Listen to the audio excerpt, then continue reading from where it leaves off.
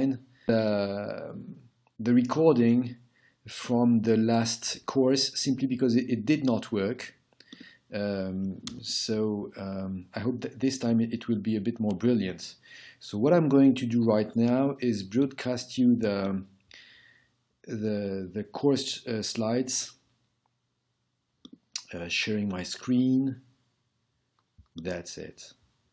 And shall I start by saying that, albeit it's not directly related, but the next course in Economics of Insurance will feature a game and an interactive game. And that time, since the game will bring you a mark, the game is compulsory. So, of course, I should not be saying this to you because you do attend the course of Economics of Banking. But basically, I expect anyone from the students to join the course of Economics of Insurance because of this game. And by the way, it might be fun because it's about basically it's about statistics. So please be sure that you remember how to compute confidence interval, for instance. Okay. So back to Economics of Banking. So maybe not last week, but the week before last week. Oh no, the week before, even before last. Well, whatever. We talk about banking resolution and about shadow banking, and then we played an investment game, and this one was not working well. So I hope the Economics of Insurance game will be working far better. But the Economics of Insurance game is far more interesting because it's far more competitive because it can earn you the best mark out of 20, okay? So there will be more competition. So with the investment game, which was, by the way, a confidence game, I remind you the idea was to ask you to choose a strategy, whether you invest or not.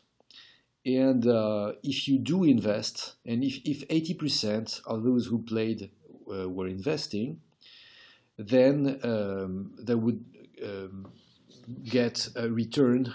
But if more than 20% of the students did not invest, then those who invested would have lost their investment. So the idea for me, this was the first game, and in the second game there was a safety net, which meant that the state would shore up the loss in case of loss. So the intuition or the idea behind the game was to test confidence, and in fact the game was more about bank run, albeit I told you, oh, it's an investment game. But the idea is simply that, you know, the problem with bank run is what happens when enough people run to the bank window so that the bank becomes illiquid. So you don't need 80% of those who have a deposit with the bank to run to the window to make the bank illiquid. Okay, so 20% might be enough, not 80%. So the idea, in fact, was to test the impact of deposit insurance. So I did not want it to trust, but to test the impact of deposit insurance on your behavior. And in fact, the result was really disappointing for me, but that's interesting.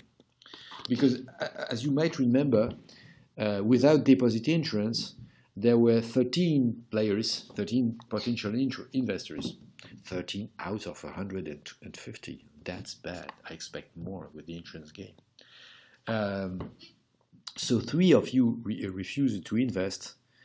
And by the way, but yeah, so out of 16 players, as 3 refused to invest, fortunately 3 is just below the 20% threshold, which was 3.2. So if only one more student did not invest, then the investor would have lost all their investment. But the problem is that with deposit insurance, 4 of you refused to invest. And 4 out of 19 players, that's enough to bring the value of investment to 0. Okay. Oh dear, in fact, well, my computation was wrong here, in fact. 13 players. There were 13 players, not 10 players, not 16 players. So it's enough to ruin the whole investment. I can't even compute correctly. But my point here is to show that the deposit insurance schemes fail to work, fail to prevent the bank run. So what happened? I wrote to all those of you who refused to invest during the second turn, or refused, well, either because they were newcomers, or because they invested during the first game and did not invest during the second game. So the interpretation is that from the 3 students who chose not to invest on round 2, on round 1, for instance, one could not connect during round 2, one changed their mind and invested, and the last one did not change his mind, since he thought, well, he had a very interesting reasoning. He told me that eventually, as a taxpayer, he is to pay whether he invests or not. So the insurance schemes does not change at all.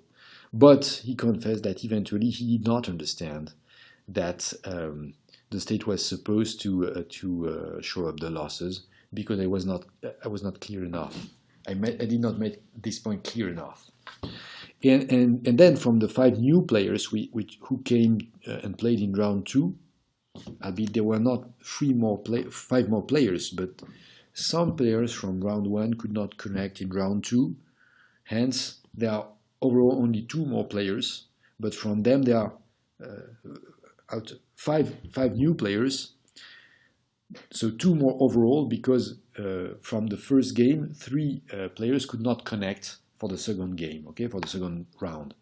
Wow. And so from the 5 new players, 3 chose not to invest, and 2 more told me they would not have invested on round 1 if they had not experienced connection problem, which prevented them from playing. So the reason why this all was interesting is that first it shows that in order to work, deposit insurance must be explained enough to convince people who deposit their money with the bank that deposit insurance is reliable. Because at any rate, in this case, you did not understand, well, those who did not invest did not understand that their money would not be lost if they trusted the insurance scheme. Okay, so I did not convince you, and the interesting thing here may be that the game lacked a proper incentive, but on the other hand, I understand that I must do better communication with you to prepare for the insurance game. Because I would like the insurance game to be a success, and because it's interesting from the point of view of pricing the premium and thinking of competition between insurers.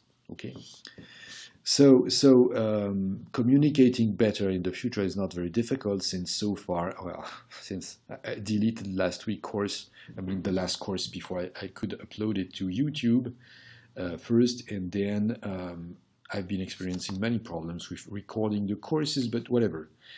The point is not just to be better than nothing. The point is to be good enough to convince you that playing the insurance game is worth it. Is worthy of playing. Okay. So now I'm back to the paper I was talking about you. Well, I'm back to our topic, and our topic last time was the shadow banking system, and I don't remember exactly where the hell I was with the shadow banking system with you. So let me take back with the Acharya, Schnabel, and Suarez paper, because I changed a little the explanation part of it. Okay, since for me the slides were not completely clear, and so the point with this paper, was to ask whether the securitization of mortgage loans has been a way for banks to perform regulatory arbitrage. I mean, to use securitization in order to lower their capital requirements. Okay, and in fact, the point with the paper with Acharya is that Acharya and his co-authors, he has shown what? Now, if we interpret this paper, what we show is that if we look at panel A, the dependent variable here is the conduit exposure, okay? And the conduit exposure, okay, panel A, and in fact, what we see is the impact of those variables of the independent variable which appear in the columns on the exposure variable. Okay, so what we see in panel A is that the main independent variable, which is the ratio of Tier 1 capital to risk-weighted assets, it doesn't have a significant effect. Okay. Therefore, there are no stars here. There are no stars when you look at the coefficient of the Tier 1 ratio variable on the conduit exposure. Oh, sorry, I just realized that there has been a question in the chat window. I should say first, beware of chat windows, because for me it's a bit difficult to at the same time monitor chat windows, play with the other windows on my screen, because I do have a small screen, and it's difficult for me to see what I'm supposed to talk to you about, and see what happens in all those screens, in all those windows, such as the chat window on the one hand, and the window with the video on the other hand.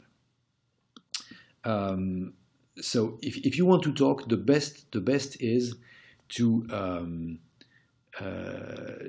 either to raise hand or to directly talk with your microphone, okay? Which you can achieve by turning on your microphone.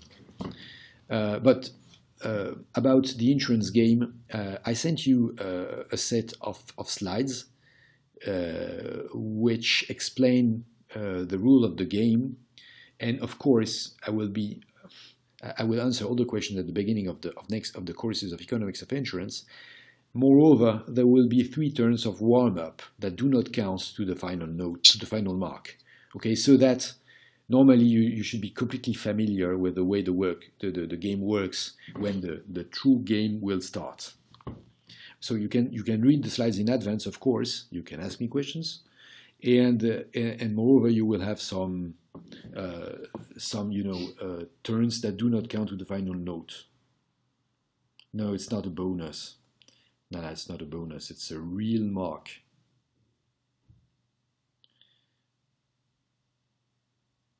It is. No, Céline, it is. And Yanis, it is a real mark, okay? So,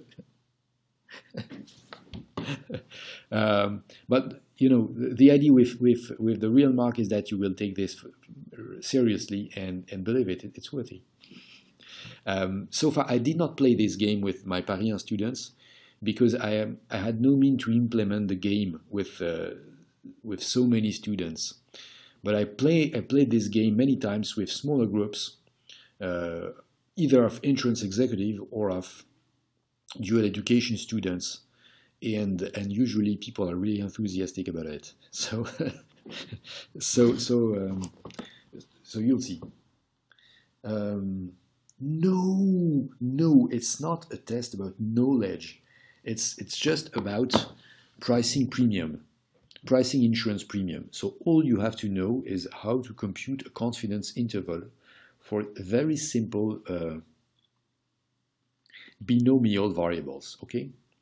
So using the central limit theorem. So all you have to know is compute a confidence interval by reading a normal distribution table, plus you will have plenty of time to compute your confidence interval, plus you will be in, yeah, il faut savoir calculer l'intervalle de confiance. That's it.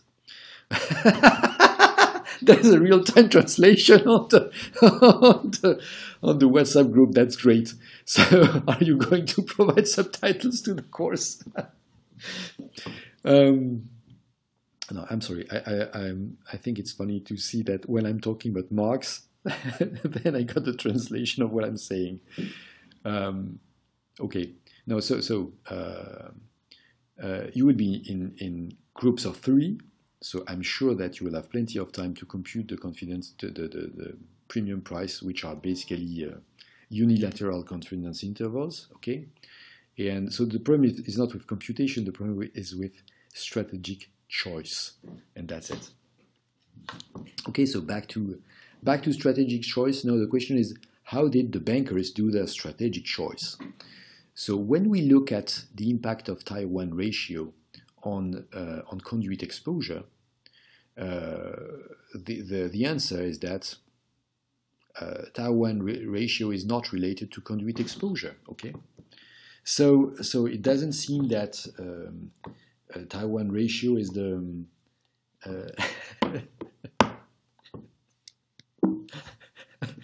hey, we're no longer talking about insurance. We're back into banking, please. But I see that talking about game is far more interesting than talking about non-games. Okay, so I try to design other games if this one is interesting to you. Okay, so well, panel A.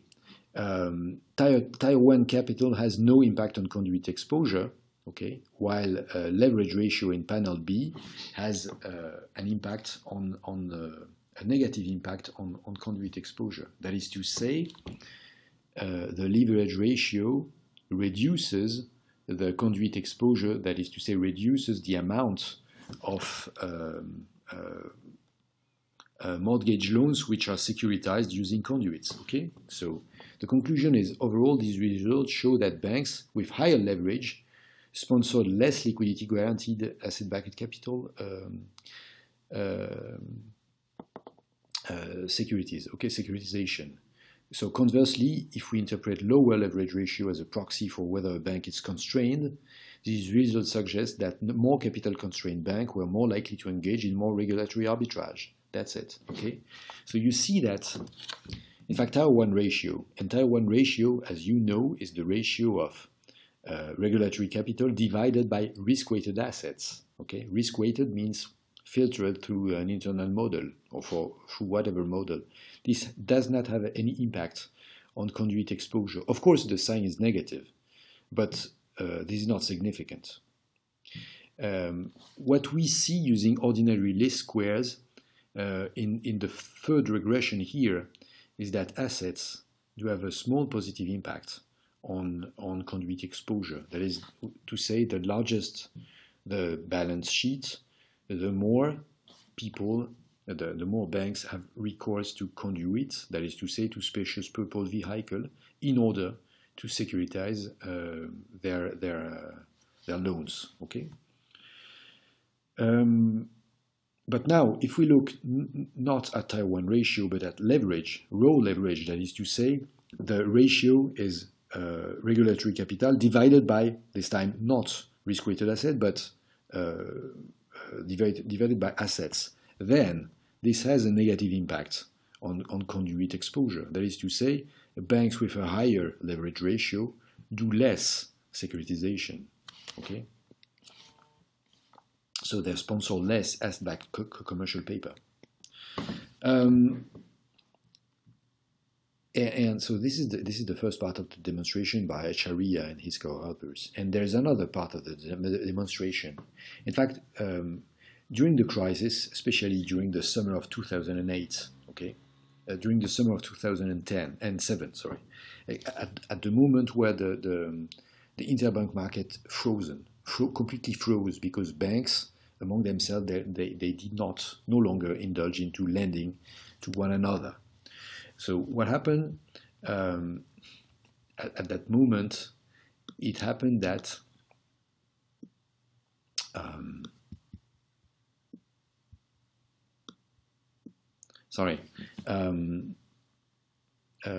Okay, the idea of the next test is to test whether banks with higher exposure to SPV suffered more or less losses during that crisis of summer 2007. Okay, and because in this case it would have meant that securitization would not have served only to transfer risk to vehicles, but also well, look there. Yeah. Can you explain what SPV is? Oh, SPV means special purpose vehicle. Okay. Okay. So special purpose vehicle is a legal entity which is designed to host assets which are actually securitized, because in fact the special purpose vehicle is an entity which buys the assets and sells shares into the SPV, so that the SPV can suck the assets from the bank balance sheet into itself, and the money which is collected by selling the shares is then used to pay the assets, which then go out of the balance sheet of the bank into the SPV. Okay? Okay. Merci. So there, the dependent variable here is the stock return of the given bank during those days, okay, of August 8 to August 10 on the one hand, and then the whole month of August, okay. And on the other hand, what we see is that the independent variables are on the one, which are significant in the regressions, are on the one hand conduit exposure, that is to say, which is measured by the asset-backed commercial paper issued by the bank as a percentage of bank equity. And the other hand, it's return on equity, return on assets for the whole bank. And so what we see is that bank with a higher conduit exposure experienced, a significant negative impact on the dependent variable, which is their stock return. As well, banks which had a higher return on assets experienced a significant negative impact on their return. So that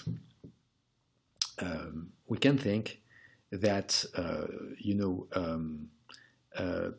putting risky assets into special purpose vehicles was a way for bank to avoid risk was a way for bank to save capital, but unfortunately this way of saving capital has its drawback, which is that in a period of stress, it shows how the bank is fragile, because of course the asset have been put into a special purpose vehicle which is apparently independent from the bank, but actually the bank is still fragile in front of the stress situation, because its return, because the price of its stocks falls as a result of conduit exposure. Okay. And so it seems that the securitization not only served to transfer risk out of the balance sheet, but apparently was used to save regulatory capital, to reduce costs, with also, but not reducing the real risk, because in front of risk, the value of the bank stock are falling, and falling, and the banks who have the more securitization experience the higher fall in the price of their stocks. Okay, so it seems that securitization was not an efficient strategy to actually transfer the risk out of the balance sheet. It was more a strategy to protect or to reduce the regulatory capital without reducing the actual risk, as if regulatory capital were not correctly measuring the risk. And then the last table shows how much securitization allowed the bank to lower regulatory capital. Okay, So, for instance, if we look at this table, the interpretation of the table is the following. Okay, the last column is the percent of regulatory capital that has been saved through the securitization process. Okay, so on average, as you see, this is the last line. The bank in the data set of the authors saved 6% of their regulatory capital by issuing their risky assets to securitization conduits or vehicle. But this can change widely from one bank to another, because, for instance, a bank such as the Royal Bank of Scotland only saved 1.7% of its Tier 1 capital, okay, while a bank such as Crédit Agricole, for instance, saved 24% of the regulatory capital it should have had it kept its risky asset into its own balance sheet. Okay.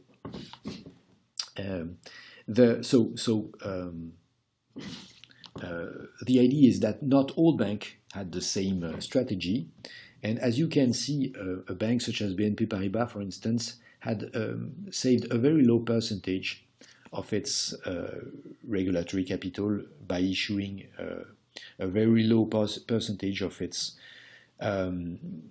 risky assets to special purpose vehicles. So not all the banks made the same choices, and of course, as a result, not all were impacted in the same way by the subprime crisis. Okay, and if we, I don't see the Swiss banks here. No, probably the Swiss banks were not part of the data set. Okay. But so overall, the securitization especially of risky loans was clearly a way for banks to save regulatory capital at the risk of not just spreading risk into the financial system, but also retaining hidden risk, because, for instance, they could be credit line to guarantee those special purpose vehicles. And credit lines were not reported into the prudential standards before Basel III, but they existed, and they weighted as risks. They loomed as risk on the bank which issued the special purpose vehicle. So after the crisis, the regulation, which was the Dodd-Frank Act in the US, required the issuers of special purpose vehicle, I mean those who securitize their assets, their risky assets, to retain at least 5% of the deal under the so-called risk retention rules, in order to keep some skin in the game, so that this was used to prevent the buildup of moral hazard by releasing to the market the worst asset you have in your balance sheet. Okay. So I'm wondering whether I also told you about the money market mutual funds and other securitization via other this is not securitization, of course, but other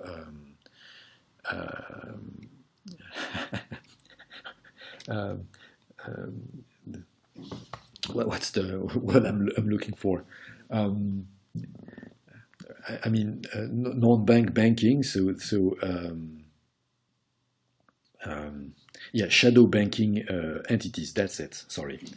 So, in fact, money market mutual funds are now completely defunct.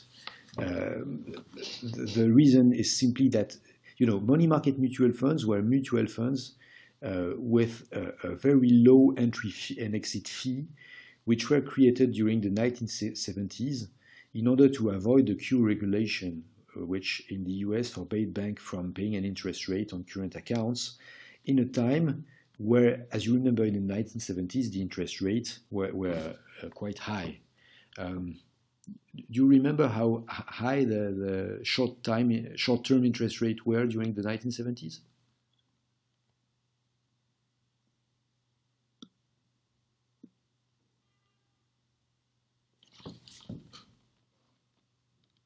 So may I remind you that at the end of the 1970s, in 1979, when Paul Volcker, the then head of the Federal Reserve System, decided to engage monetarist monetary policy, he propelled the Fed rate to 16%. Okay, so 16% per year. So that is to say that even the short-term rate was above 10%, and hence it appeared extremely difficult to leave your money on your deposit on your checking account without any gain, when you can earn 16% by just buying Fed funds, for instance. So that in that time, money market mutual funds were created to take to profit from the interest rate which happened on the money market, and these instruments were invested in the money which was collected by the money market mutual fund was invested in instruments which were highly liquid, with maturities usually less than a month, and those instruments were money market instruments such as certificate of deposits or commercial paper, okay, or even treasury bills. Do you know what certificates of deposits are? Certificates of deposits are they are basically like treasury bills, okay, c'est des bons.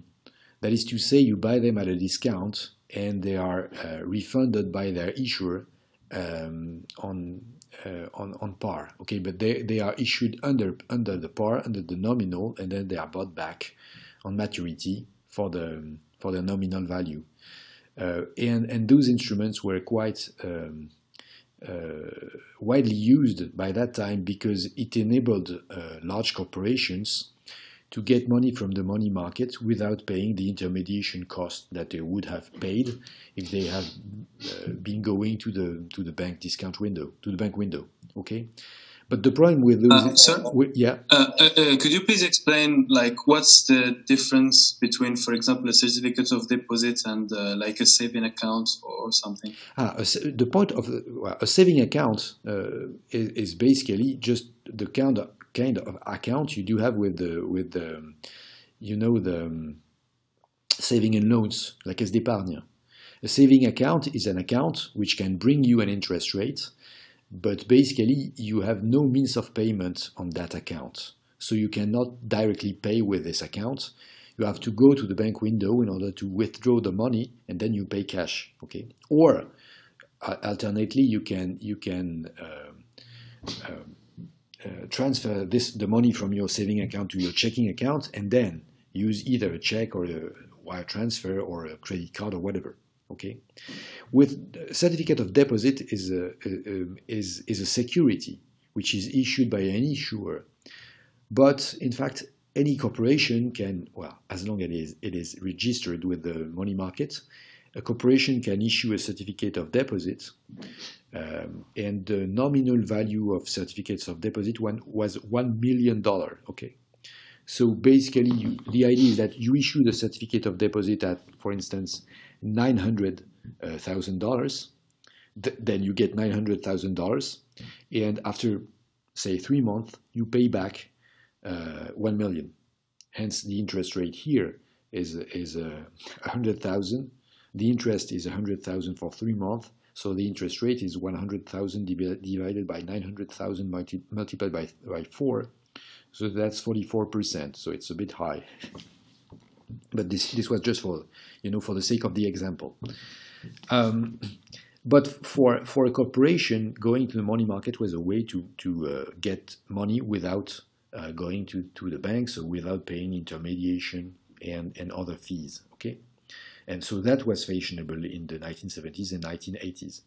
But the point is that for the average investor, of course, you could not buy by yourself money market instruments such as certificate of deposits, because unless you had $1 million on your checking account, the chunks were too large for you. So You go to the money market fund, you put your money on the money market fund, and then the money market fund buys the certificate of deposits and gets the return from the certificate of deposit. So the idea was that, albeit it was impossible to get money from accounts, from checking accounts with banks, at least banks offered to their customers those money market mutual funds, and they could the customers could transfer every dollar above a certain threshold to those money market mutual funds in order to get a return from them. Okay, and so these were extremely fashionable from the 1970s on, because it was a way for banks to attract customers with high returns on their, liquid saving. So what happened to money market mutual funds eventually? The point is that, well, if you look at the liabilities on the one side, the liabilities was the so-called net asset value, okay? And with that net asset value, which was supposedly the value at which the money market fund was issued, the manager of the money market fund could buy, he could make some deposit with, saving accounts which gave an interest. He could buy some negotiable certificates of deposits of commercial papers and treasury bills. He could even buy some more risky assets, such as asset-backed commercial paper we have been talking about, because those asset-backed commercial papers were issued by SPVs. Or he could also indulge into repo operation. For instance, since the money market mutual fund had some cash from selling the shares into the money market mutual funds, what he could do was provide the cash with those lenders who needed some cash and who provided as a collateral some assets. So while the money market mutual fund was providing fresh cash to holders of assets, he took the assets as repo. Okay. And in fact, the problem is that while all assets were valued at market price, the money market mutual fund itself could be valued either with a constant or with a variable net asset value. What do I mean by constant or variable net asset value? I simply mean that if you have a variable net asset value, then you write that the market value of the money market mutual fund is the value of the asset side. Well, if you have a constant net asset value money market mutual fund, then you guarantee that the money market mutual fund will be redeemed at, for instance, $1. Okay. So what happened during the crisis of 2007 is that some managers of money market mutual funds happen to have on their asset side some asset-backed securities. I mean, some shares in special purpose vehicles, which happened to experience losses because the assets that were put into those special purpose vehicles were disintegrating. Okay, because the borrowers were not able to repay the loans they had made and which were securitized. And so, for the first, first, BNP Paribas suspended the valuation, the calculation of the net asset value of some of its, money market mutual funds, which were the most risky one. And then, after some time, one of those money market mutual funds, not one issued by BNP Paribas, but one which was managed by Reserve Primary Fund, announced that it broke the buck. That is to say, albeit the money market mutual fund was supposed to be bought back by the bank at $1 per dollar invested, then the manager said that it was no longer possible to buy back at $1 per dollar invested. So that was the first time this happened on a not just from a symbolic point of view, but also on quite a large scale. Okay, because apparently most fund manager invested into those risky, securitization products, and they were no longer able to guarantee the value at which they could give back the money to the investors into the money market mutual funds. So as investors were withdrawing their money from the money market mutual funds, what happens is that the funds themselves had to liquidate their assets in order to pay back those who were the investors that were exiting the money market mutual funds. And so this caused the spillover effect, which is that by pulling the money out of the money market mutual funds, the money market mutual funds were selling the assets, and this caused, of course, a fall of the asset prices, and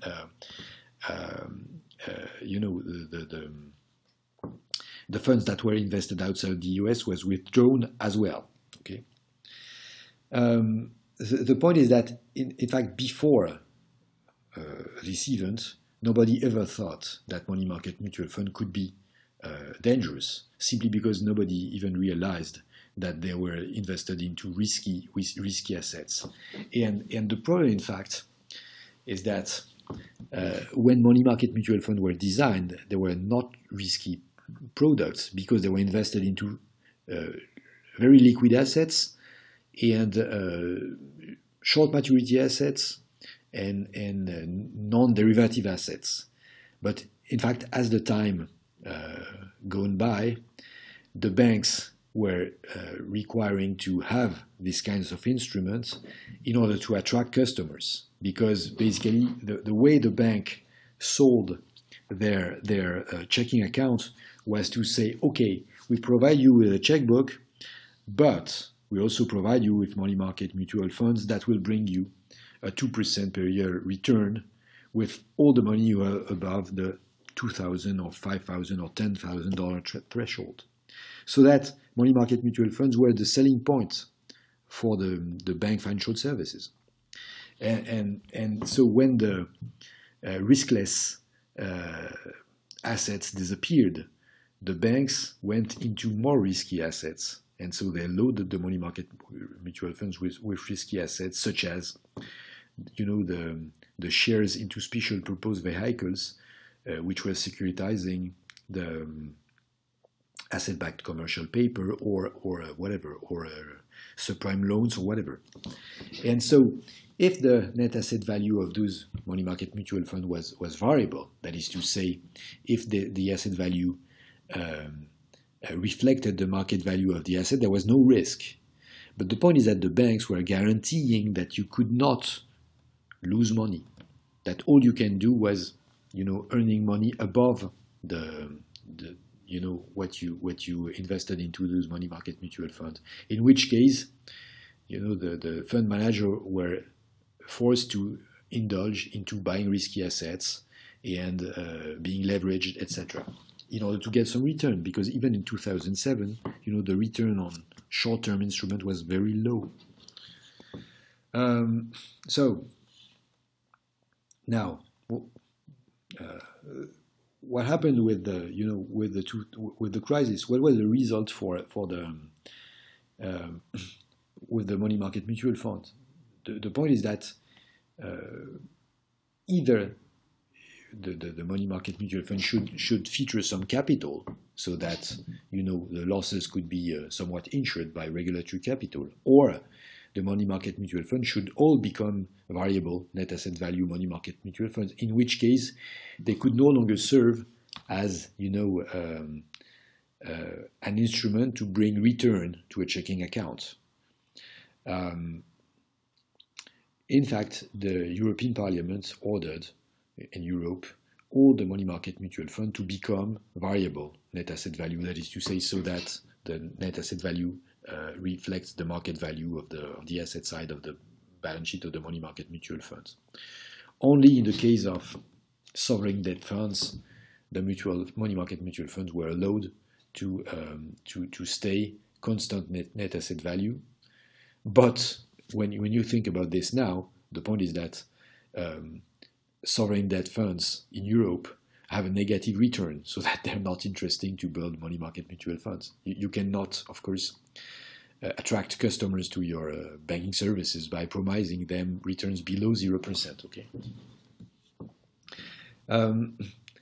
Well, there are some provisions for some low volatility net asset value, so that if the net asset value is not very different from the, if the difference between net asset value and constant and actual market value is only 20 basis points, then you can still have a constant net asset value. Okay.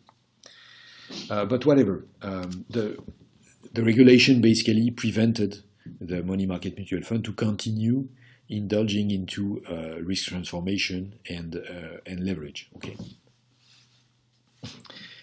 So another point which had to be regulated was the use of repo transaction, which I've been alluding to when talking about money market mutual funds. And by repo transaction, we mean that well, in fact, basically a repo transaction is a collateralized loan, okay? But it's not framed as a loan. It's framed as a buying and then purchasing back. Therefore, it's called a repurchase agreement. But the idea is that you have a security. You sell your security in exchange for cash, of course.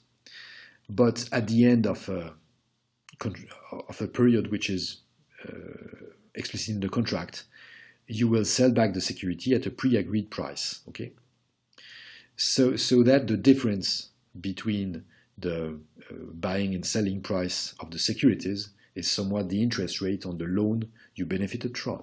Okay, so you can frame it as a collateralized loan, and you can frame it as well as a sale and repurchase of the same assets. When we talk about repo transaction, the repo rate, of course, is, as I told you, the difference between buying price of your assets and the price at which you sold divided by the price at which you sold, which is the money you got. But there is another measure, which is the haircut, and the haircut is, in fact, the difference between the market price and the money you get. Because of course, when you have an asset worth 100, you won't be offered 100. Why? Simply because you're supposed to pay a fee in the end. Okay, you're supposed to pay some interest. Therefore, you cannot be lent the full amount of your assets. You will be lent at least a little something less, which will be the repo rate. But sometimes also your asset is considered risky enough, so that the haircut will be larger. Okay. And there's a last thing with the repo, is that the borrower, the borrower is the one who sells the asset and pays it back. So that is to say that basically it is a securitized loan, but the borrower still benefits from the coupon, if any, okay, during the repo.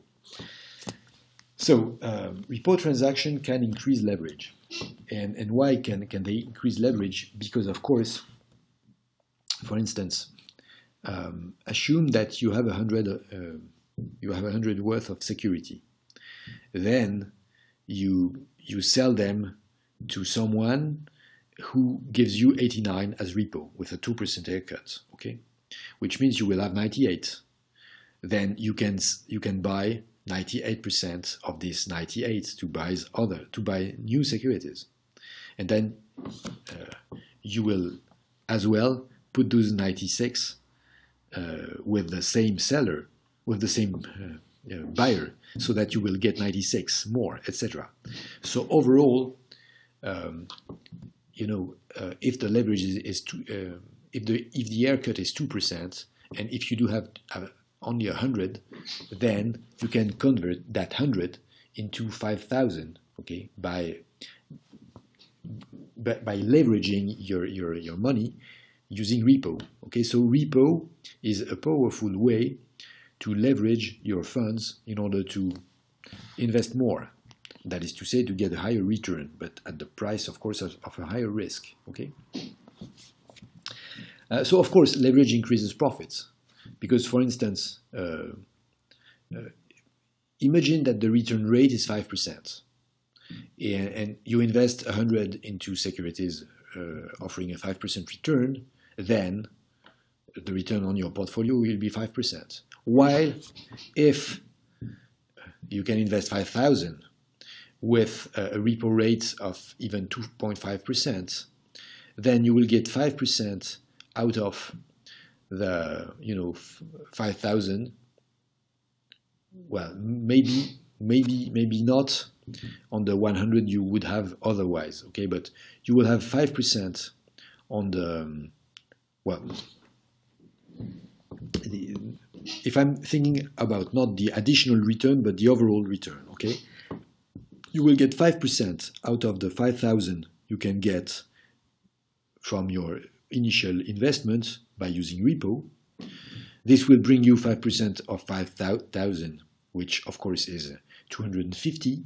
But on this, you will get some cost, which is 2.5% out of 4,900. Okay, but then even then, the return that you will get is 127% of your initial investment.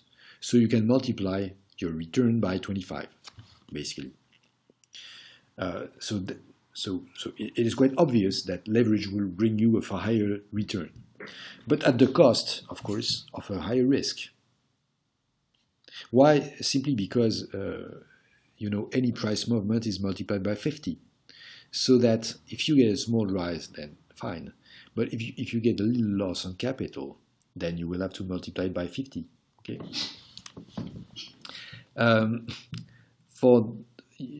So when we look at what the typical haircuts are on the one hand, and what were the haircuts during the financial crisis, it becomes obvious that the lenders were extremely risk averse at the beginning of the crisis because they expected the market to become more risky, so that they expected the market to impose losses on issuers.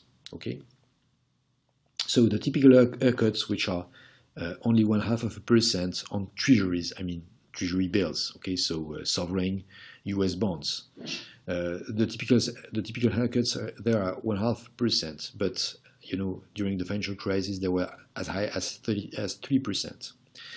The typical haircuts on corporate bonds are 5%. They were 10%. So basically, there was a flight to quality because the haircuts did not rise linearly. They rose with the perceived risk. That is to say, they were,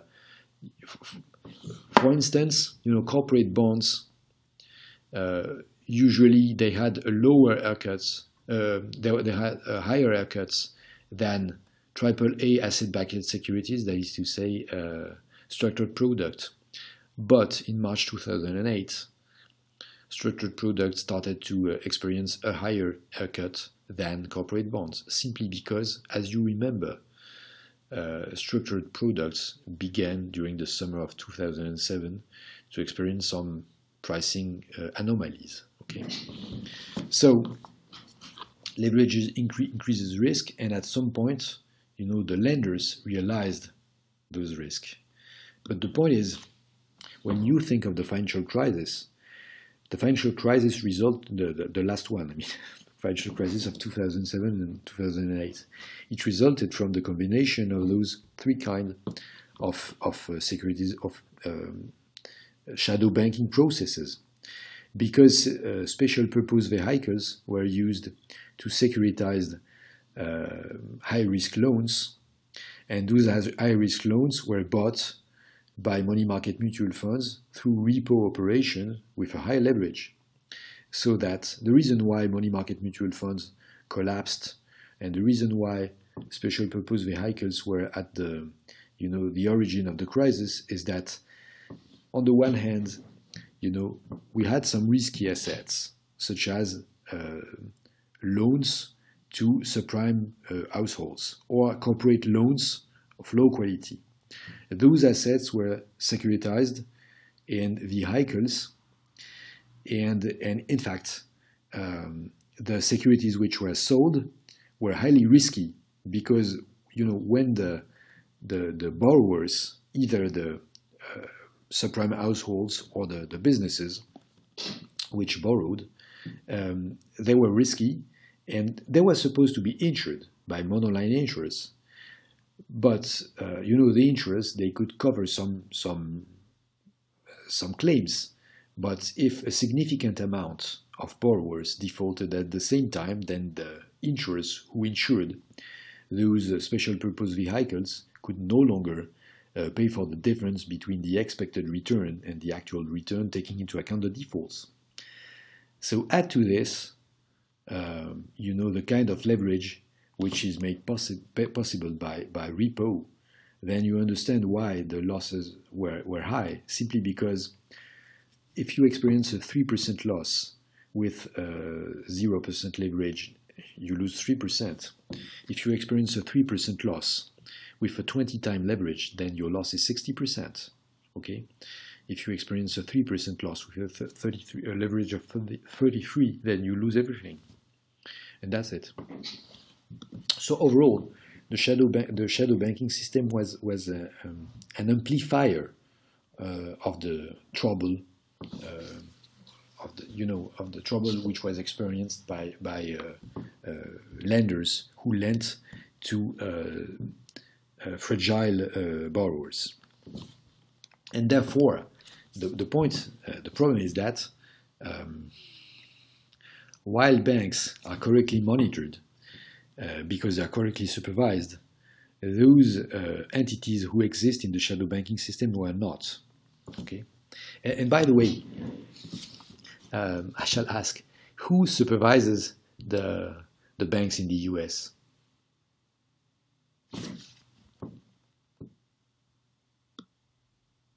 Because when I'm saying banks are correctly monitored while the shadow banking entities are not, the point is simply that there is a supervisor for banks, and who is the supervisor and why?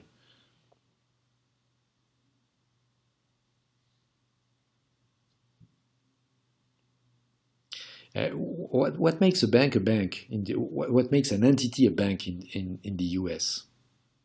And by contrast, what makes an entity a bank in Europe? I think I told you during the first course.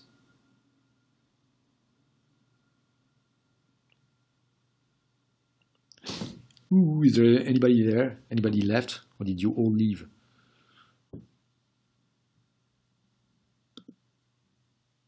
There seem to be people there, but well, okay. So what we call a bank in the US is basically an entity which is entitled to go to the discount window with the Federal Reserve System. Okay, so that you can ask for money to the Federal Reserve, as long as you do have assets who are eligible to the discount window. You can ask for money in exchange. Well, in exchange of those assets. Okay. And that's the definition of a bank in the US. So in order to be eligible to the federal, to the discount window of the Federal Reserve, you have to comply with some directions from the from the Fed, from the Federal Reserve, so that the Fed is actually the supervisor of the banks. Okay. While in Europe, a bank is an entity which usually receives some deposits and makes some loans. So it is not that clear why banks should be regulated by a central bank, because they, well, In fact, they access as well to the discount window of the European Central Bank. And for this reason, they could be controlled by the European Central Bank. But the point is that from both a legal and traditional point of view, the reason why the central bank, the European Central Bank, could be the regulator of the banks, of the commercial banks, is not this access to the discount window. Okay. Well, I see. In fact, before I go any further with the economics of banking, I think it may be a time to reflect about where do banking laws come from. So that take this as a pause in our plan, in our program, but making some points about the legal aspects of banking might be useful at this point. So I'll be taking tonight about the architecture of financial regulation. Okay, and well, as you probably know, financial regulation is structured on a sectoral basis. That is to say, there are regulation for banks, regulation for securities market, regulation for asset management, regulation for insurance, etc. But where do the laws come from? If we look at us, I mean, in the European Union, the laws are either related to the EU level or to the member state level. But there's a hierarchy of norms, and the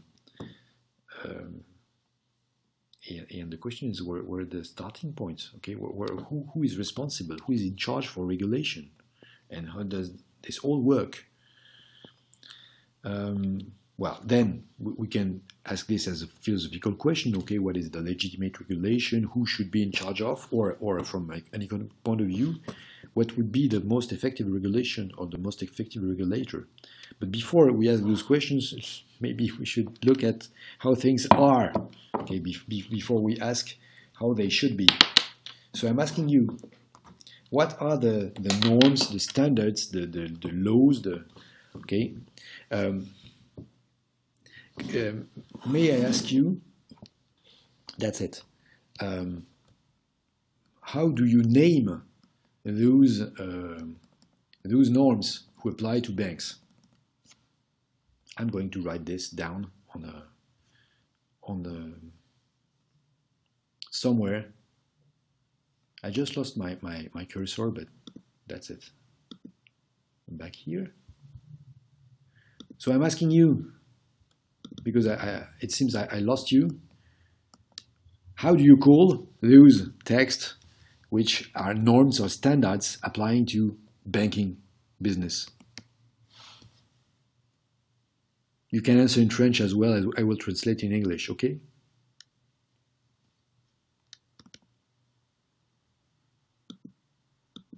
Whoa, no success at all.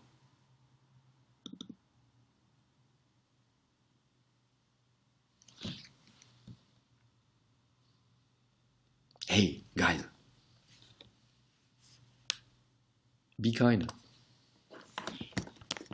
Talk to me. Yeah, Anna. Excuse me, can you repeat the question, please?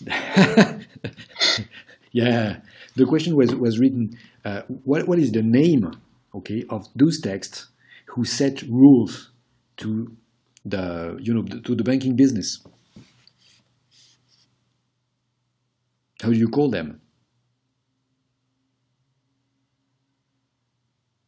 Les accords de Bâle. Okay, les accords de Bâle. And les accords de Bâle are, what is the legal status of les accords de Bâle?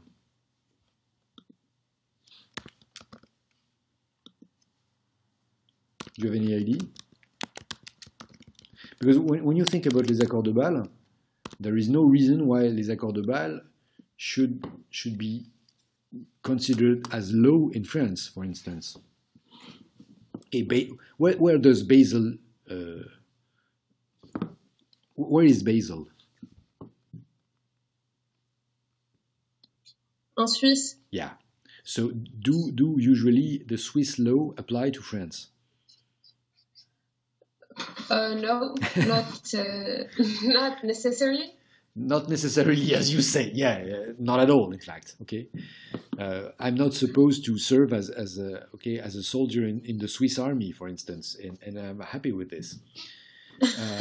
So there's no reason why the Swiss law and the Swiss contracts should take force into the French space. Okay, so we can consider les accords de Bâle as a traité international. Okay. So maybe I shall say in English the Basel Agreement, okay, and then think of the Basel Agreement as an international treaty. That will sound more English, but still, no, you're right. In fact, the Basel Agreements they do count in banking business, but they do count as an international treaty. And moreover, I shall say, do you really think we might regulate the banks on the basis of an international treaty? So in fact, there should be at least one channel through which the Basel agreements are turned into something which is more effective than an international treaty. I mean, I don't think that the Autorité de contrôle prudentiel et de résolution is going to banks and say, now,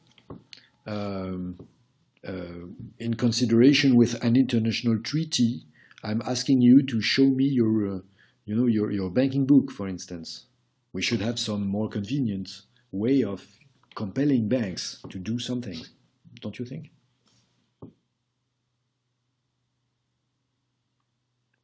For instance, why don't you kill people?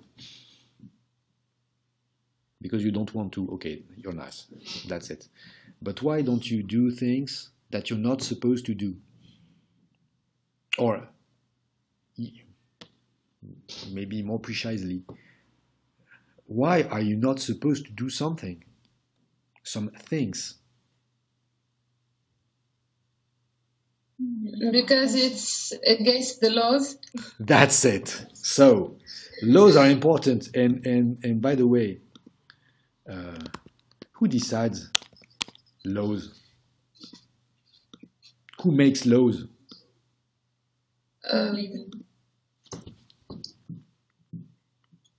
It depends.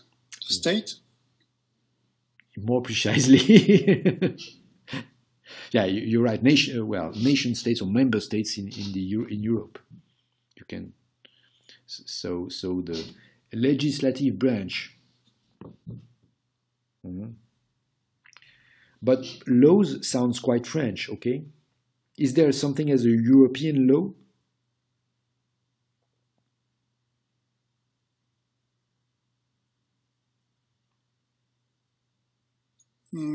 Maybe because I believe that the European Commission can provide some laws that have to be applied by the member states. That's a question. And how do you call European laws? They are called directives. The directive. Okay.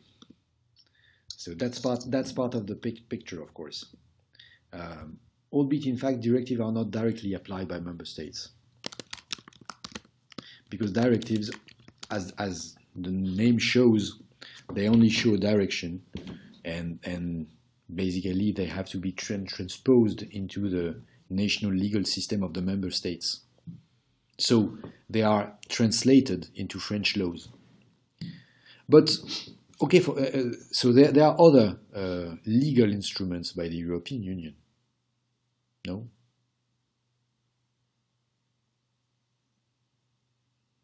But, well, we'll see. But even when you think of the French law, is a law enough for the... Or is it sometimes required to add some minor texts, secondary legislation, as you know the American would say? Because the law in France, the law is made by the parliament, okay?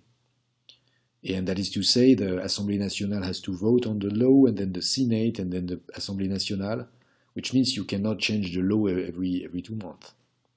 So isn't it possible to have lesser texts which can be changed quite in a more easy and convenient way?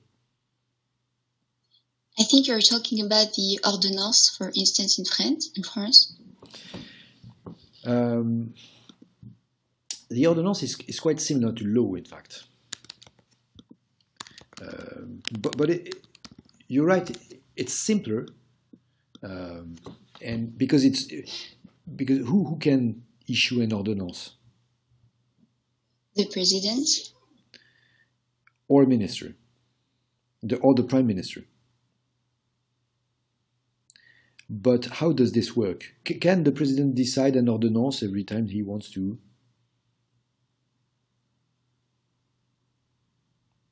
Today, I do make a presidential order, and that's it. No, but if he decides something and he just write it in an ordonnance, it will be faster and easier to apply the law.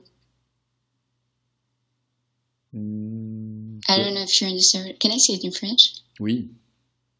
Lorsqu'un président, lorsqu'on émet l'ordonnance, c'est plus facile et plus rapide surtout de la faire entrer en vigueur que si on passait par une loi ordinaire, par exemple, parce qu'il y a la navette qui doit se faire entre l'Assemblée et le Sénat. Right, but the ordinance should be first authorized by law itself. Okay, so an ordinance is only possible in a framework which is defined by the law itself. But there are some texts, or some legislation which can be enabled or ordered by the Président de la République, which is neither a law nor an ordinance.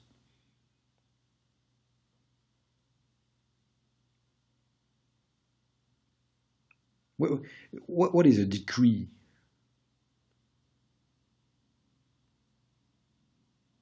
Ça n'existe pas, les décrets du président de la République?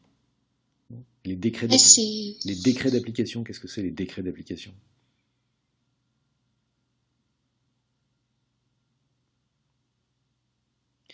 Well, usually when you look at a law, at some point you will see un décret en Conseil d'État, un décret d'application précisera les modalités d'application de la loi.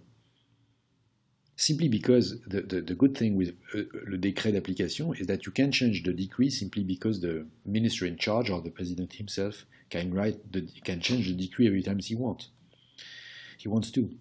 The point is not that the president is full of fantasy and so he wants to change the decree. The point is simply that you don't have to ask the parliament to rewrite the law, because this is quite cumbersome. So when there are things that can be changed for whatever reason in a law, it might be interesting to make a provision in the law so that something could be changed by a decree of whoever is deemed fit by the parliament. So that's the point with delegation. And so the main difference in regulation is between primary legislation, which is made by the House, by the Parliament, and secondary legislation, which is delegated by the Parliament to someone who will be in charge of the secondary legislation. So once you get this, then I can go back to the...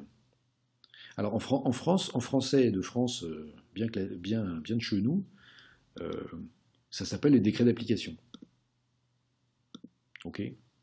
And so, well, if I try to review, you told me about ordinance, that's it. Law, that's it. Decree, I had to, but whatever. Oh, we didn't talk about constitution. Well, maybe finance will not be part of the constitution. But there are also guidelines. And, well, I have no word in English for this, but en français on dit un arrêté.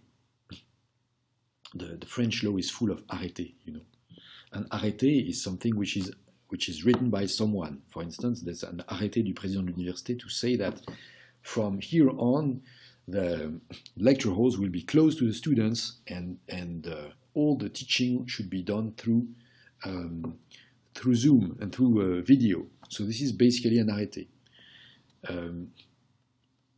The point is that any administrative authority can issue arrêté. Le préfet de police, il peut faire un arrêté pour dire que les chiens n'ont pas le droit de marcher sur les trottoirs les jours pairs, and that would be an arrêté. Maybe you think it has nothing to do with finance, but it could.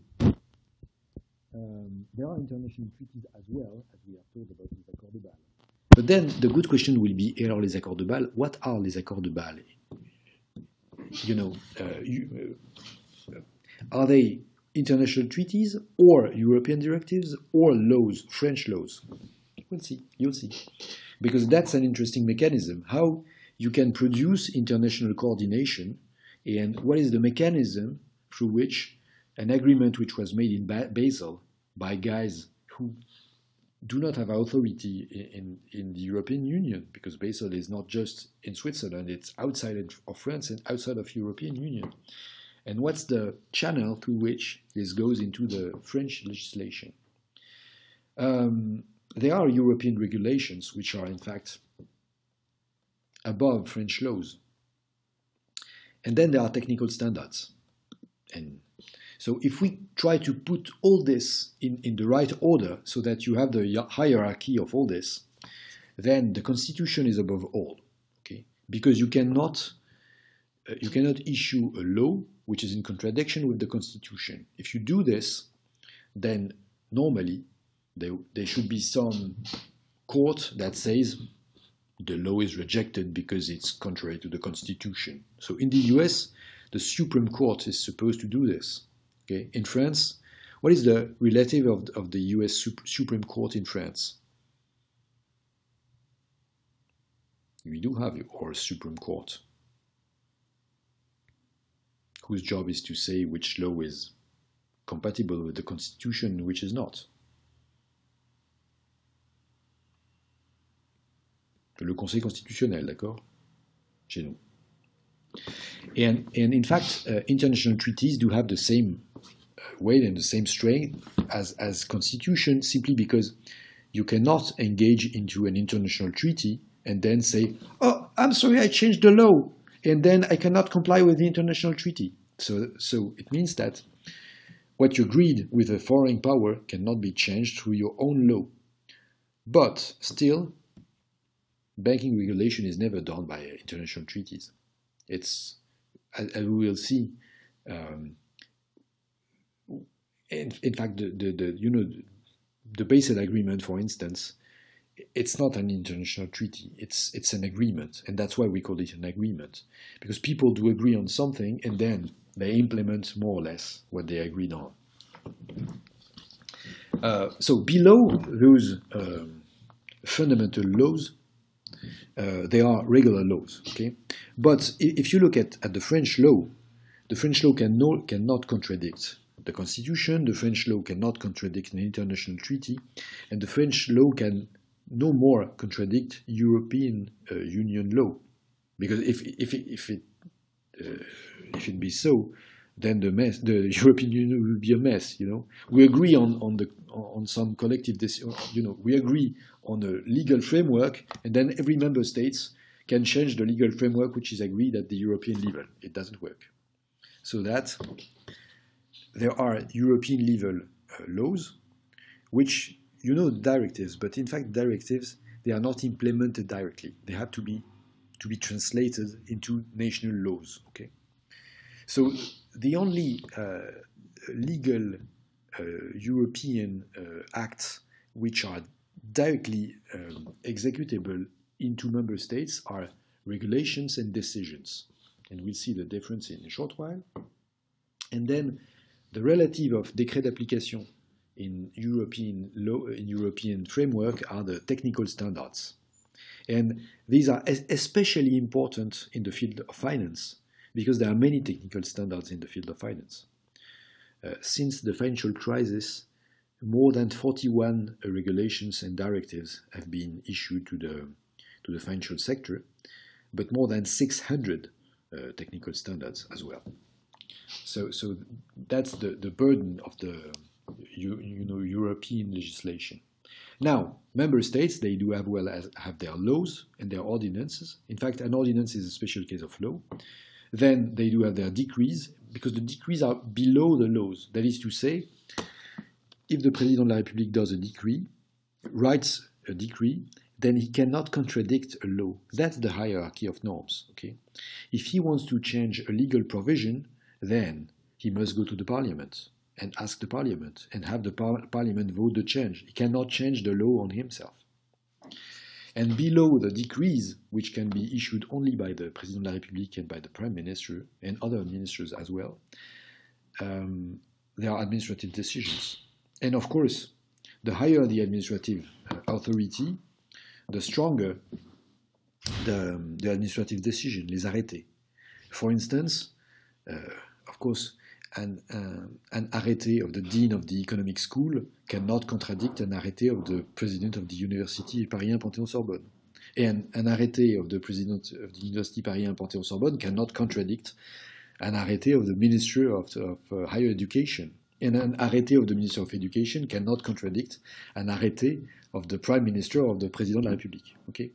But and by the same way, an arrêté of the President de la République cannot contradict a decree nor a law. Okay, so that's the idea of the hierarchy. The hierarchy is in some respect, when we think of administrative decision and hierarchy between authorities themselves, but there are hierarchy of, norms. And the lowest level of our hierarchy is provided by guidelines and opinions. Why do I talk about opinions? I mean, opinion is not just, in my opinion, Joe Biden would be a far better US president than the orange guy. I'm not talking about this. I'm talking about opinions which are issued by EU regulatory bodies, such as the European supervisory agencies, such as the European Banking Agency. The EBA can issue opinions, and opinions are the lesser kind of norms. They are even below guidelines. And guidelines, oh my God, what are guidelines? The question is simply whether guidelines and opinions are norms or not, because they are not supposed to be enforced by courts, but still they do exist. So now that we have the picture of the hierarchy, maybe we'll go into a bit more detail about the way they are built and written and decided, and the way they interact and what they can achieve. Okay, so as you know, in France, the hierarchy is that la loi, s'impose au décret, et le décret s'impose aux arrêtés, which we call decision, administrative decision. Okay, the law comes from a bill. Le bill, c'est un projet de loi en français. But while in common law countries a bill is, well, there is only one word to say a bill. In France, there's a distinction between un projet de loi et une proposition de loi. Do you know what the difference is between the projet de loi and the proposition de loi?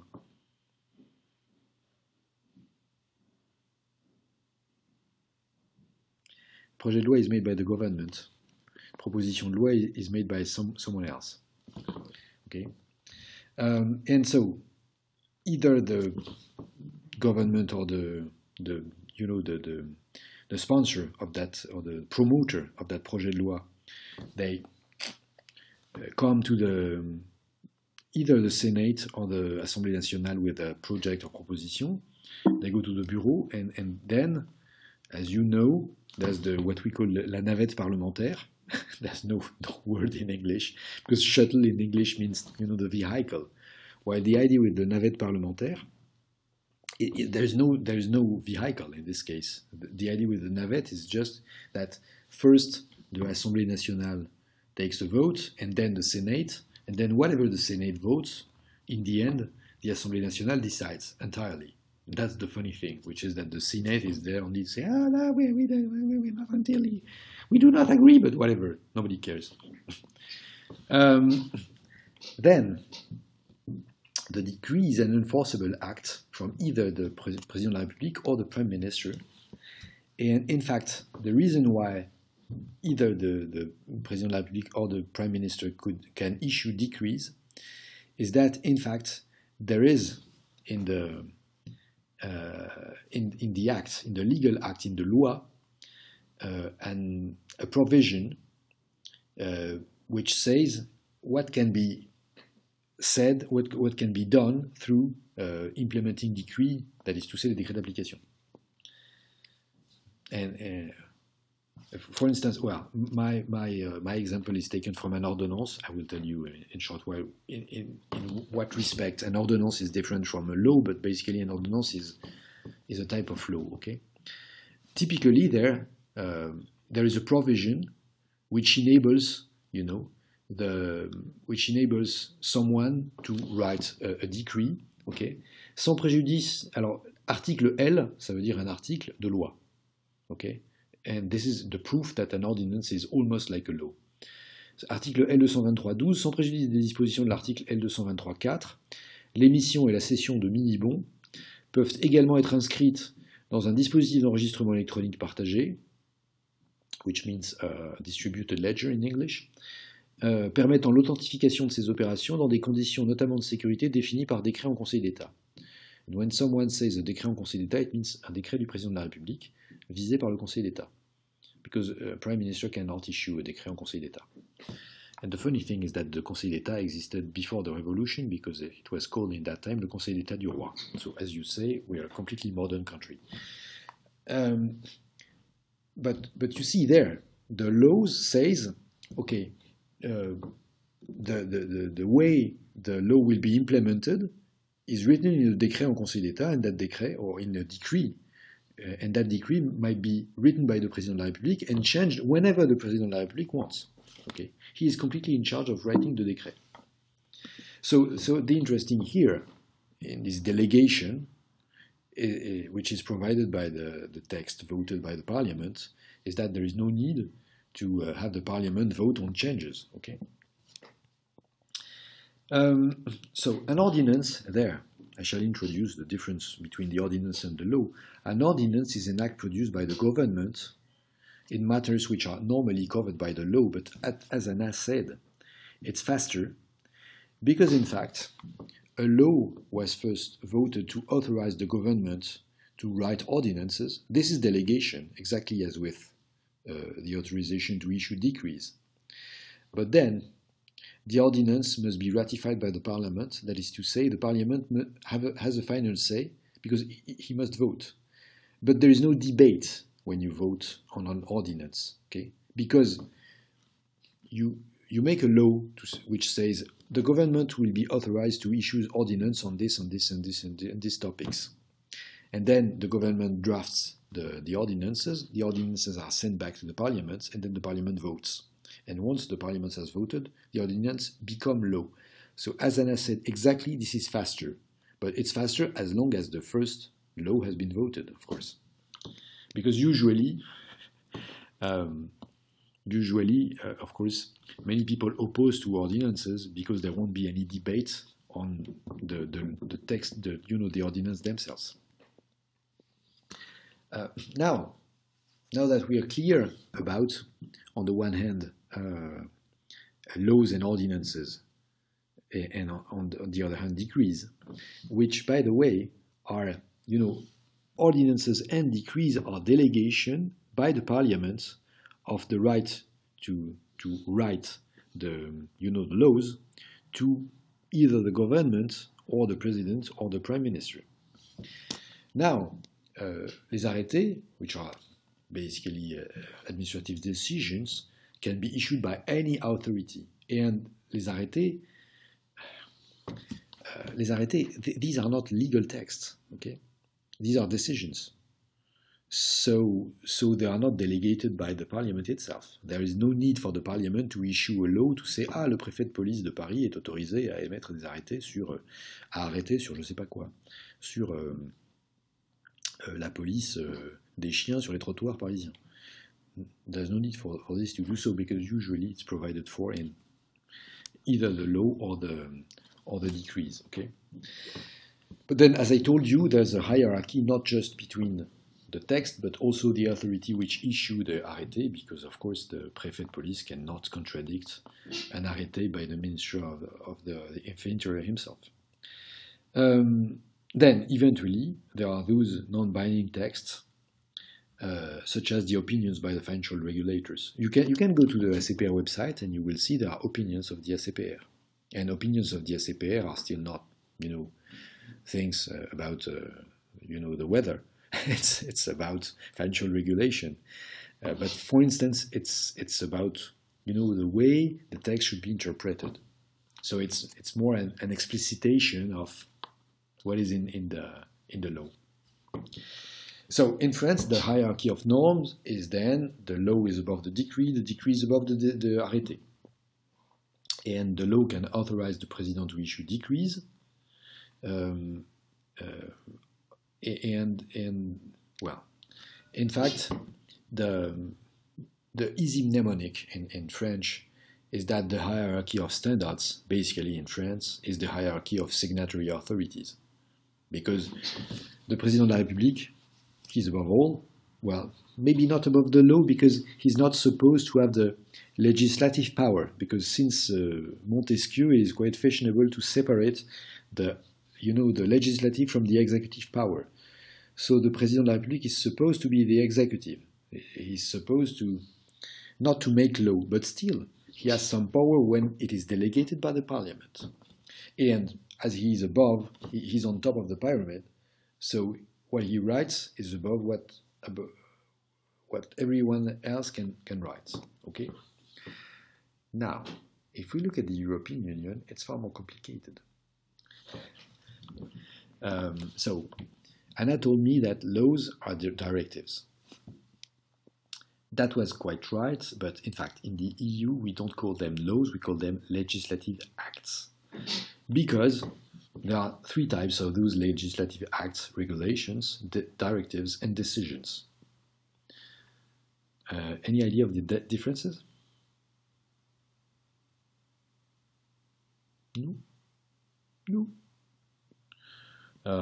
Well, regulation is directly applicable, directly enforceable text of general relevance. Directive is a text which is of general relevance, but which is not directly applicable to member states. Hence, it has to be transposed by member states into its own legal framework with a choice of instruments. That is to say, when the European Union issues a directive, the French state can implement it either by a law, an ordinance, or a decree, or whatever is fit. And then the decision of the European Union is a legislative act. It has the same strength as a regulation because it is directly enforceable. But it has a specific purpose. That is to say, you cannot regulate banks through a decision.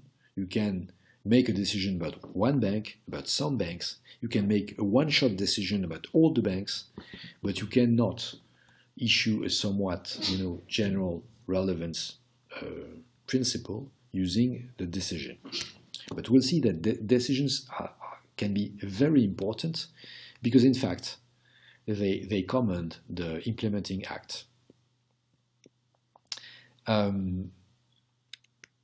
Well, in fact, the delegation, we have seen that delegation in French law was quite simple because the parliament can delegate to the president or to the prime minister the right to issue some decrees in order to substantiate and implement the laws.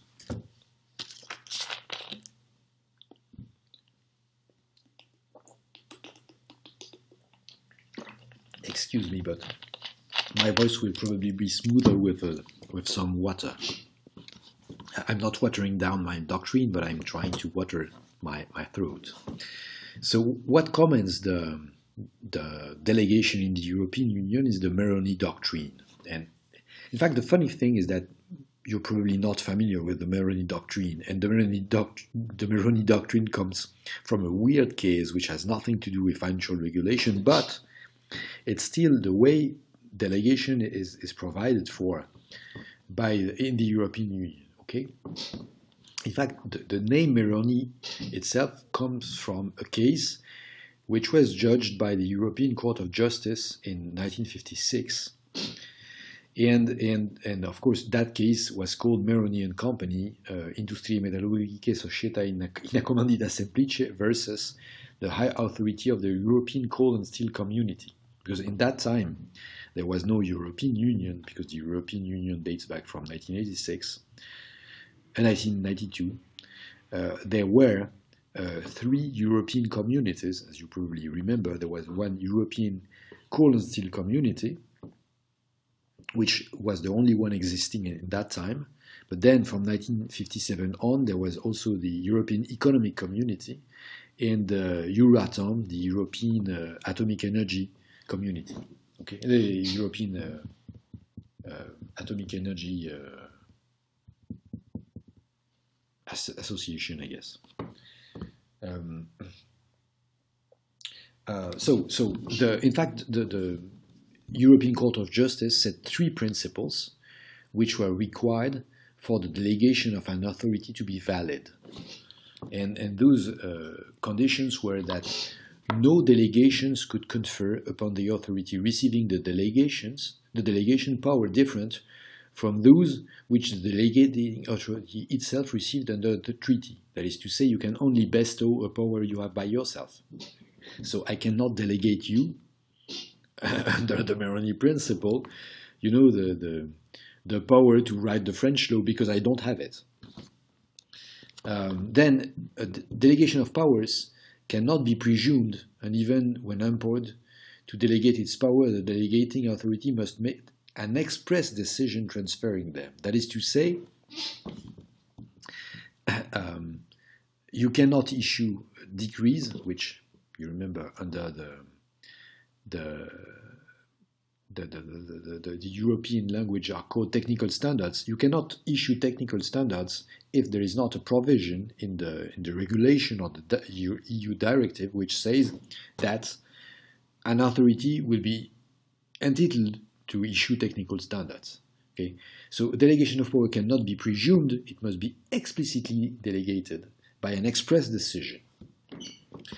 And then no delegation can be discretionary, since the balance of power is a characteristic of the institutional structure of the community and its fundamental guarantee granted by the treaty.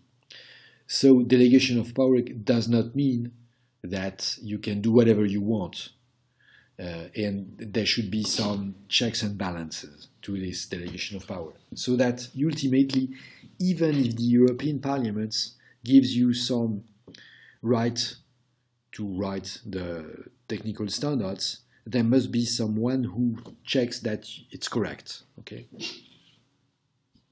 but this seems quite simple. Okay, you can delegate only the power you have. This delegation should be explicit, and this delegation should not be exorbitant, because it should be checked. That's it. In fact, the 1956 judgment by European Court of Justice was only referring to the European Coal and Steel Community Treaty of 1951. But in fact, it has been saved. It has been kept as the principle for delegation in European Union since then. Even in the, even with the Treaty of Lisbon, even with the Fundamental Treaty of the European Union, etc., it is still the principle which rules delegations. Thus, the legislative authority, which, by the way, is either the Council or the Parliament, may delegate to the Commission, for instance, the power to adopt a particular case, a particular text, for instance, and this is delegation. But now the point, if you look back in time, sorry, if you look back in time, the first legislative acts which were enabled by the European Union, especially European Economic Community, of course, they were introduced by the Commission, but then they were voted by the Council. And so that's the problem with the European Union, is that in France, on a seulement la navette parlementaire comme procédure d'adoption des textes de loi. But in the European Union, there are different procedures. And there are different procedures at different points in time, because up to 1992, what is now called the common procedure did not even exist. That is to say, the Parliament had no say on the adoption of laws. So the Council could adopt the directive, the legislative act on its own. Now it's no longer the case. Well, at least in the area of financial regulation, the legislative procedure should be such. And especially in the matter of delegations, what happens is that when the Parliament delegates the right to write some legislative text, such as technical standards, then committees are appointed. And in fact, committees means there is one representative of every member state. So it's just like a mini council, because you know what we call the European Council is the Council of the Prime Ministers of the European Union, which, by the way, could feature other ministers than the Prime Minister, because when the Council is meeting about fisheries, for instance, the ministers which will sit will not be the Prime Ministers, but the Minister of Agriculture and Fishing. Okay, while when we are talking about financial regulation, when the Council is meeting, those who sit with the Council will be the Minister of either Economics or Finance or Budget or whatever. But the point is that you cannot make the minister meet every day about financial regulation. So when you want to oversee, you know, the writing of decrees or a technical standard, you oversee them using committees which are made of representative of the corresponding minister, that is to say the Minister of Economic Affairs, for financial regulation. Hence, instead of talking about la navette for the EU regulation, we talk about comitology, and comitology means the way the committees talk together. And the problem with the comitology is that, in fact, there have been at least 4 different instances of comitology since the late 1970s. So when you look at the way the European law is made, it's awfully difficult because it changes over time. So what I'll be talking about, well, I wrote a summary of all this last year, but maybe the simplest way to address the problem is to look at the common current practice, okay?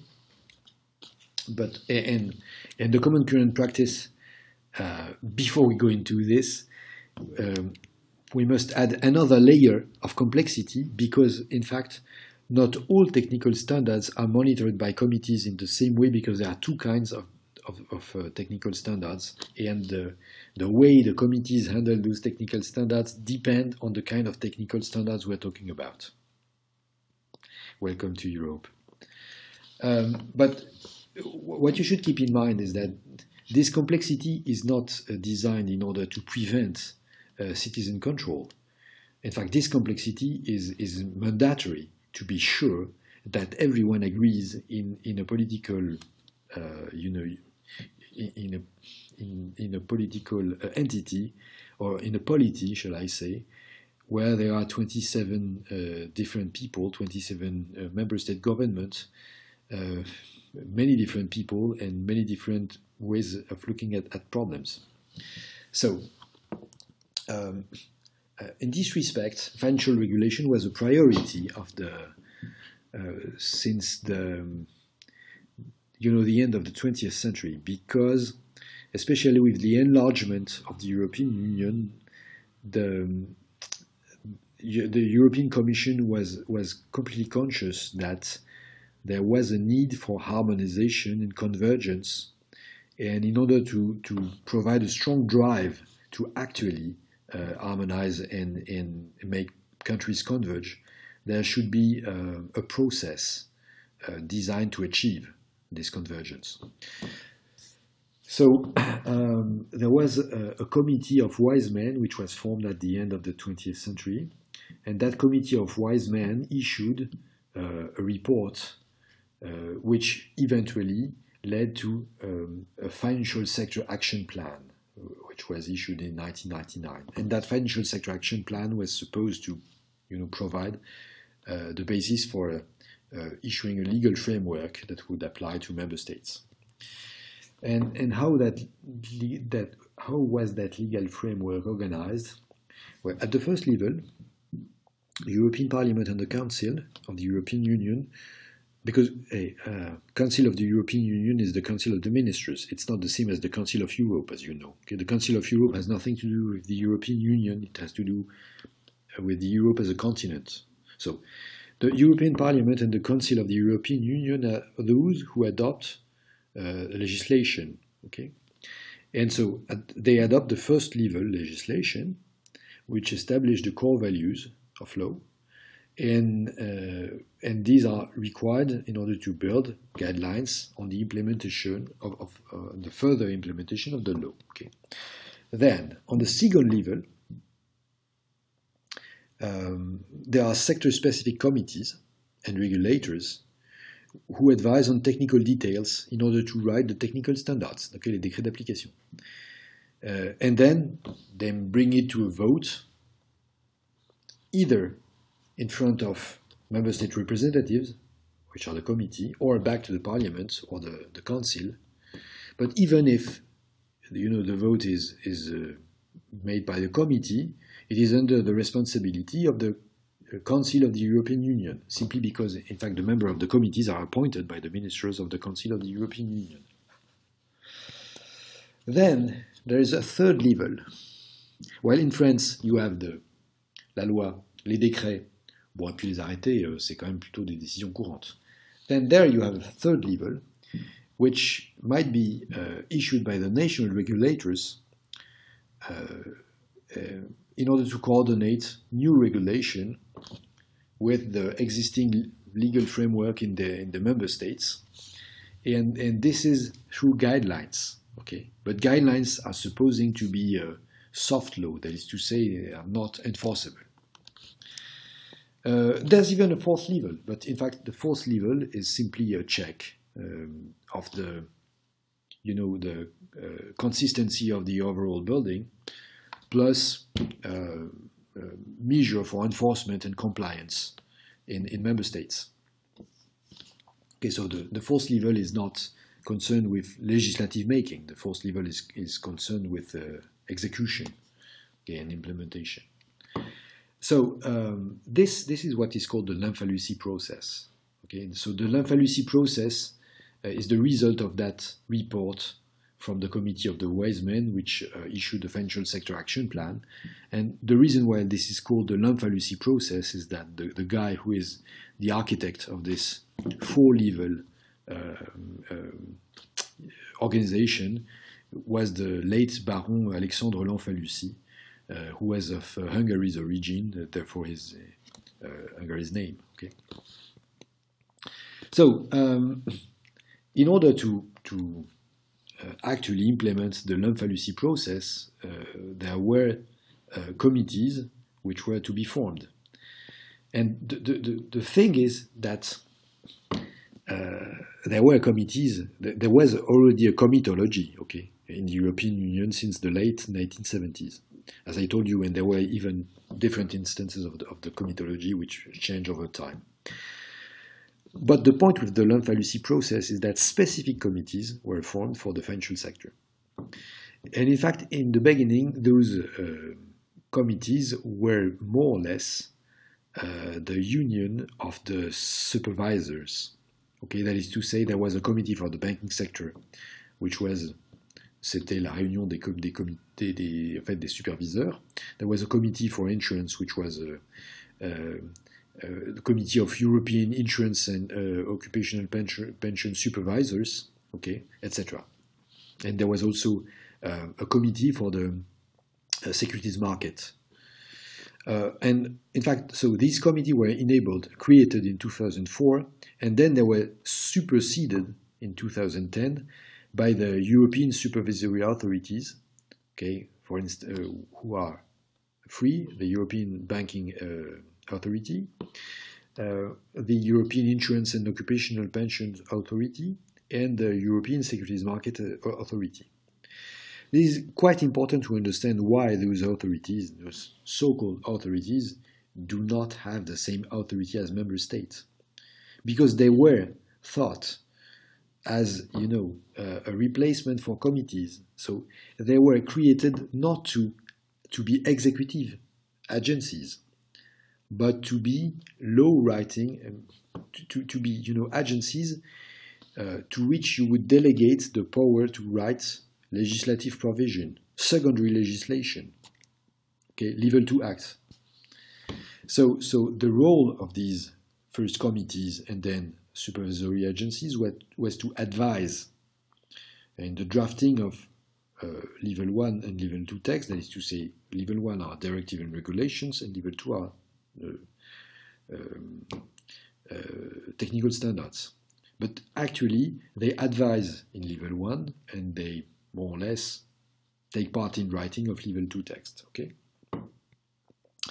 and then they can produce on their own level 3 texts, which are guidelines, which are not binding. Moreover, in the case of financial sector, they are responsible for preparing texts which are specific of the financial sector. And, well, these are the famous technical standards. And those technical standards are intermediate between level 2 and 3, but actually they belong to level 2 because they are binding. Okay, so now, what's up with... well, the problem is this was the principle of the, you know, Lamfalussy process. But from the Treaty of the Functioning of the European Union on, that is to say, the treaty that was signed in Lisbon, and as an international treaty, it is of the same rank of the constitution of the member states. Okay. In fact, this Treaty of the Functioning of the European Union includes 2 articles on the delegation of power in quasi-legislative matters, that is to say, on Lamfalussy level 2 texts. So this is the creation of delegated acts which supplement or amend certain non-essential elements of the legislative acts. Okay, for example, to update them, or when the Parliament and the Council decide to regulate only partially the field in question, leaving it to the Commission to complete regulation.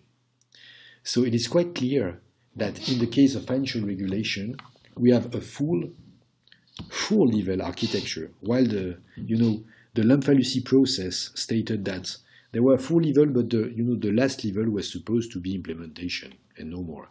Now what we have is that we have directives and regulation, then delegated acts, and as you will see, there will be as well implementing acts, then technical standards, and then guidelines issued by supervisory agencies. What are those acts good for? Well, if you look at the Article 290 of the Lisbon Treaty, well, the first text I read you was about the need for the delegated act. But then the way the Parliament and Council do control the results is explicitly stated, of course, because it is necessary because of the third principle of the Meroni Doctrine, which is that the delegation which is granted should respect the checks and balances of the powers between the European Union. So the delegated act can only enter into force if, within the time limit set by the legislative act, the European Parliament or the Council does not express objection. Hence the difference between those delegated acts and, for instance, the ordinance in France is that a delegated act only has not to be opposed by the European Parliament. So if there is no need for the European Parliament to vote on the delegated act. So if the European Parliament and Council do grant some provision in a directive or regulation to a supervisory agency or to the European Commission to write a text, then once the text is written, once the delegated act is written, the European Parliament or the Council, they do have some time to oppose this text, but once the time is elapsed, the text is considered as having entered into force.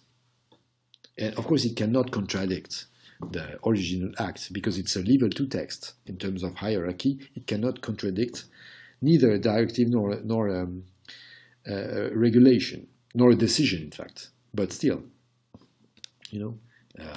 still it can do much. And there's another kind of delegated, level 2 text, which are implementing acts, where uniform conditions for the implementation of legally binding union acts are necessary. These acts shall confer implementing powers on the Commission or, in specific case, on the Council. But there, it's a bit different because, there is no procedure to object to the Commission text. The Parliament and the Council are not directly consulted, and they could not vote on implementing acts. Okay? Only an action before the European Court of Justice can reverse a text which is written by the Commission. But on the other hand, the European Commission is only supposed to write an implementing text. That is to say, the EC cannot cannot make new provisions with the implementing act. It's only a matter of implementing. Okay. Whoa. So that was for level 2. And as you know, in 2010, there were 3 regulations enabling the ESAs, the European Supervisory Agencies. So as I told you, the European Banking Authority was established by Regulation 1093-2010, etc. It's time. So I shall thank you for your attention and say that next week we'll start back with European supervisory agencies. Of course, I'm thanking you for your attention, but in case you have questions, feel free to ask.